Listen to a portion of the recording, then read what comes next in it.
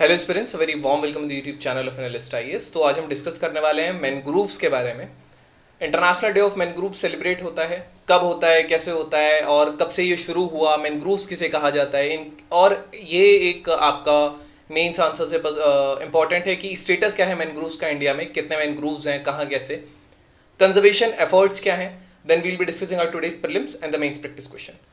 So let's start why news. International day for conservation of mangrove ecosystem जो था, waste Bengal ने approximately ये जो होम है 40, जो इंडिया के टोटल मैनग्रोव फॉरेस्ट है उसमें 40% जो है वो आपका वेस्ट बंगाल में है। तो यहाँ पे एक मैनग्रोव सेल इस्टेब्लिश किया जाएगा ताकि मैनग्रोव मैनेजमेंट के जितने भी एफर्ट्स हैं उनको स्ट्रीमलाइन किया जा सके। International day of conservation of mangrove ecosystem क्या है? ये जो है ये 26 जनवरी को हर साल सेलिब्रेट होता है। इसका जो पर्पस है वो मैनग्रोव इकोसिस्टम की इंपॉर्टेंस, उसकी डिस्टिंक्टनेस, उसके प्रेशियसनेस और जो उसका डेलिकेट एनवायरनमेंट है उसको एक्चुअली उसके बारे में ग्लोबल अंडरस्टैंडिंग इंक्रीज करना है। ये sustainable practices, managing, safeguarding, utilization जो इन इकोसिस्टम्स का होता है उसमें एक्चुअली ये है। Now the general conference of UNESCO ने इसको ऑफिशियली जो था वो 2015 में अडॉप्ट किया था।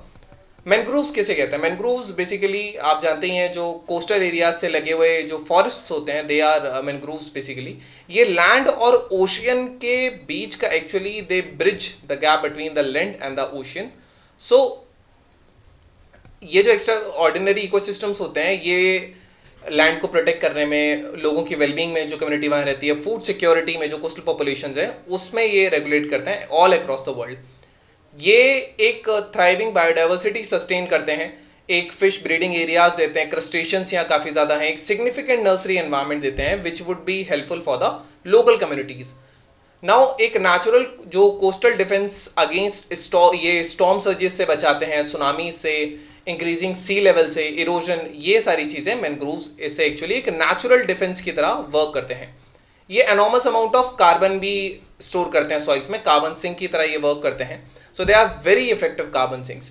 हाउएवर जो मैनग्रोव्स हैं ये लगभग 3 से 5 गुना ज़्यादा क्विकली ये डिक्लाइन हो रहे हैं अगर हम इनको बाकी किसी और फॉरेस्ट से कंपेयर करते हैं। तो रिसेंट एस्टिमेट्स के हिसाब से जो पिछले 40 सालों में जो मैनग्रोव्स हैं they have decreased by half of 50%। Importance क्या है? सबसे पहला बायोडाइवर्सिटी कंजर्वेशन है। ये एक ब्रीडिंग नर्सरी या फीडिंग ग्राउंड्स की तरह बेसिकली प्रोवाइड करते हैं वहाँ के एनिमल स्पीशीज को, एक वाइड वैरायटी ऑफ प्लांट को होस्ट करते हैं। जैसे सुंदरबन का एग्जांपल लें तो रॉयल बंगाल टाइगर है, इराविडी डॉल्फिन्स है, rhesus monkey, leopard cats, small Indian civet, ये सारे मैनग्रोव एरिया में मिलते हैं। कोस्टल प्रोटेक्शन, ये नेचुरल बफर की तरह प्रोटेक्ट करता है कोस्टल इरोजन से, स्टॉर्म जो आते हैं, सुनामीज जो आते हैं। इसका जो ये डेंस रूट सिस्टम आप देख रहे हैं, 10 न्यू रूट, इसमें आपको न्यूमेटोफोर्स भी मिलते हैं समटाइम्स। न्यूमेटोफोर्स बेसिकली जो ये बाहर से एयर लेते हैं, दो न्यूमेटोफोर्स। इसमें वीवी पैरिटी शो होती है, वीवी पैरिटी और ओवी पैरिटी में सीड्स डायरेक्ट नीचे फॉल होकर ग्रो होता है। वीवी पैरिटी में सीड यहीं पे आधा ग्रो हो जाता है जिसमें थोड़े लीव्स और थोड़े रूट्स आ जाते हैं। लेटर ऑन ये ड्रॉप होगा और यहाँ सॉइल में आके फिर ये ग्रो करना शुरू करेगा। दिस इज वीवी पैरिटी शो करते हैं ये। और इसका जो ये रूट सिस्टम है, जो हरिकेन्स और साइक्लोन्स वगैरह आते हैं, इसकी एनॉर्मस अमाउंट ऑफ एनर्जी को डिसिपेट कर देता है और इसके कारण जो इनलैंड एरियाज में ह्यूमन सेटलमेंट्स वगैरह हैं ये इस डैमेज से बच जाते हैं। कार्बन सिक्वेस्ट्रेशन कराते हैं, ये हाईली इफेक्टिव कार्बन सिंक्स हैं। ये काफ़ी large amount of carbon dioxide को स्टोर करके रखते हैं अपने सॉइल में, अपनी रूट्स में। So this is it. Now fisheries and livelihood, ये जो होते हैं ये बहुत अच्छे नर्सरी एरिया और कैचमेंट एरियाज देते हैं फिश, सेलफिश के लिए, क्रस्टेशियंस के लिए। फिश प्रोडक्टिविटी को इंक्रीज करेगा, जो लिवलीहुड है वहाँ के लोकल लोगों का उसमें कंट्रीब्यूट करेगा, लोकल फूड सिक्योरिटी ये इंक्रीज करता है। नाउ वाटर क्वालिटी इंप्रूवमेंट, ये किडनी की तरह, एक नेचर की या नेचुरल फिल्टर्स की तरह, एक्वाफायर की तरह ये वर्क करता है। ये पॉल्यूटेंट्स रिमूव कर देता है या एक्सेस न्यूट्रिएंट जो कोस्टल वाटर से रिमूव कर देता है बिफोर कि वो ओपन ओशन में पहुंच पाए। तो इसका एक प्यूरिफाइंग जो रोल होता है, ये मैराइन की जो मैराइन इकोसिस्टम की जो हेल्थ है उसको इंप्रूव करने में हेल्प करता है। मोरओवर ये जो फ्रेजाइल इको जो कोस्टल सिस्टम्स हैं इसको मेंटेन करता है, इसके बैलेंस को।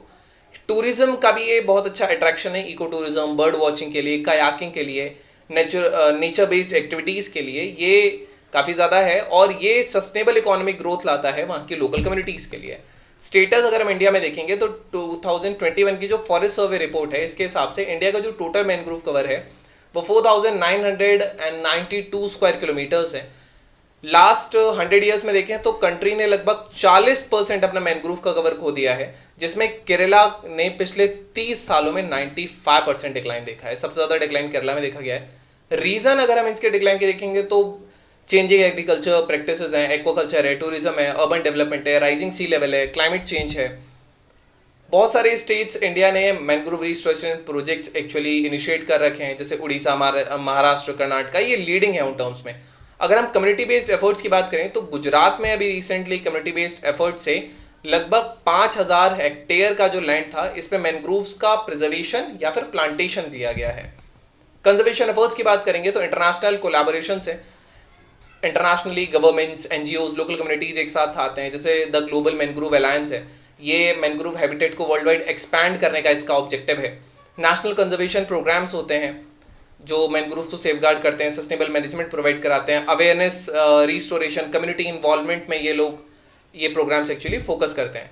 Then integrated coastal zone management है। ये जो कोस्टल जोन मैनेजमेंट प्रोग्राम्स होते हैं, ये मैनग्रोव कंजर्वेशन, उसके रिस्टोरेशन, इकोसिस्टम बेस्ड अप्रोच जो होती हैं, ये मैनग्रोव्स का प्रोटेक्शन के लिए या अदर कोस्टल हैबिटेट्स को प्रोटेक्ट करने भी ये अप्रोचेस उसमें काम आती हैं। देन एक मिस्टी अभी रिसेंटली बजट में इंट्रोड्यूस हुआ था, निर्मला सीतारमन ने, mangrove initiative for shoreline habitats and tangible incomes which is MISHTI, इसको अनाउंस किया था during the budget speech on the February 1, 2023।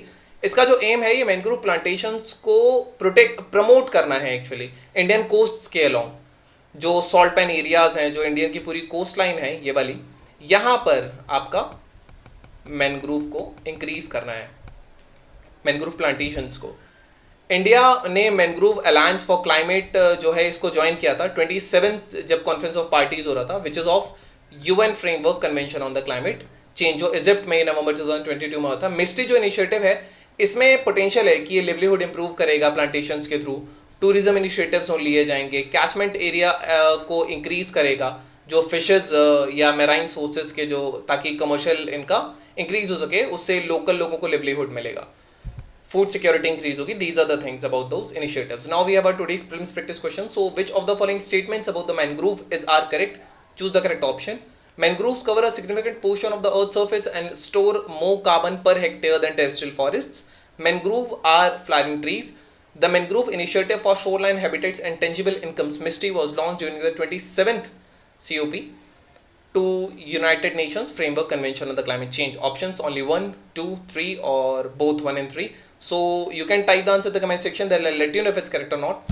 Then we have our today's main practice question. So discuss the distribution of major mangrove concentrations in the world. What roles do mangroves play in maintaining the ecological balance? What are the threats to mangroves? Discuss. So this was all about today's video and session. You can try this question or you can join our mains test series as well, so that we can guide you in this. So this was all about today's video and session. Thank you. Have a nice day and stay tuned with the IELTS for your better preparation.